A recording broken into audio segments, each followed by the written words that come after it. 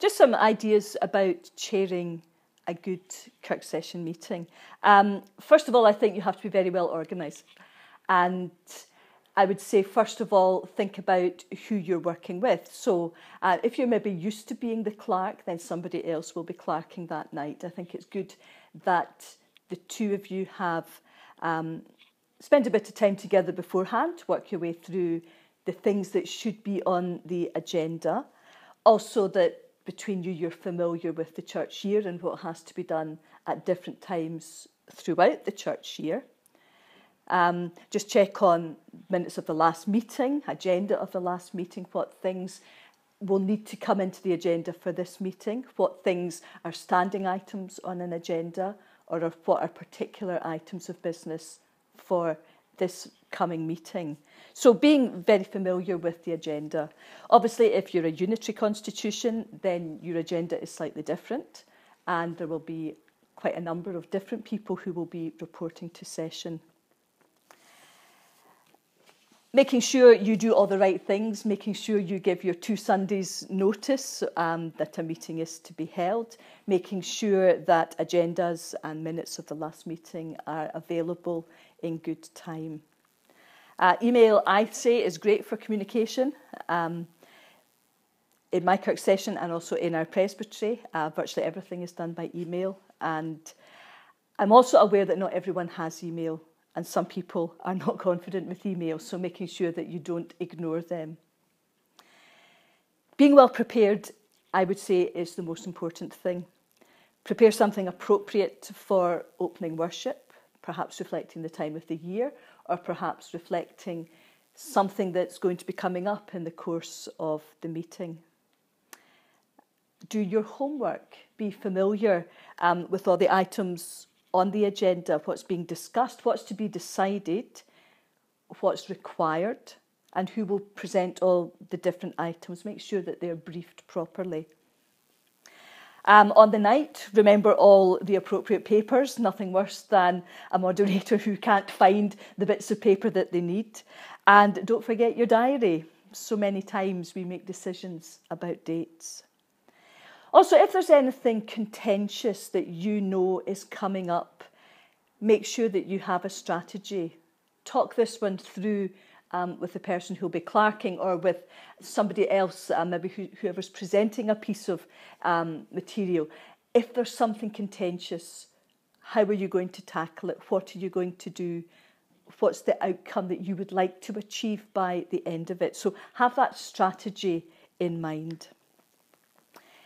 In terms of the actual meeting itself, I would say you want to make it as warm and welcoming and inclusive as possible.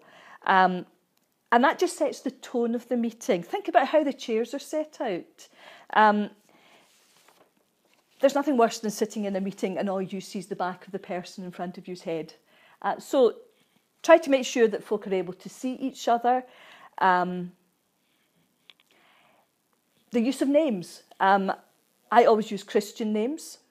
I always remember a presbytery moderator beginning his year by saying, we're a gathering of Christians, we use Christian names. And I like that, and I always stand by that. It's warmer and it's more friendly. I think it's important that you try to create an atmosphere where folk are encouraged to speak and to feel at ease expressing their opinion. Now that can be hard, especially in a larger group, and some people just don't feel confident speaking in public, or they feel a wee bit intimidated by other people in the group. They feel that they don't really have a right to speak, or their opinion is not as valuable. I think it's easier in a small group for people to speak, and so if your session is large, well, you need strategies to enable small group working. So obviously, most simply, breaking into small groups for discussion. Anything that stops the loudest, the most confident members from always dominating any meeting. And this carries through into the organisation of a Kirk session. Many sessions have task groups, most particularly if you're a unitary constitution. This means that you can place people where they can best use their gifts and their talents. They're able to make a very positive contribution in that way. And I think that that helps people to feel involved and to feel valued. I also think it's really important that you be informative. I'll confess, I sometimes produce a sheet of diary dates for Kirk Session meetings because no one ever brings a diary. It's true, they all sit their diaries at home. I did mention this to a colleague who said that I spoon-fed my folk, but it's a useful way of making sure that people have information, whether it's dates of services or events or things that are happening through presbytery. It's just a fact, ministers and session clerks in particular, we are sent so much information and we should be passing it on. We shouldn't just be filing it in the bin or sitting on it. So session is a really good place to do this. At the close of the meeting, I would say encourage the clerk to produce the minute as soon as possible, preferably with action points, and circulate the minute so people remember immediately what it was they promised to do, and those who weren't there are aware of what happened at the meeting. I think good communication is vital, and if there are things to be passed on to the congregation, you do that, whether it's through a newsletter or through your weekly information sheet.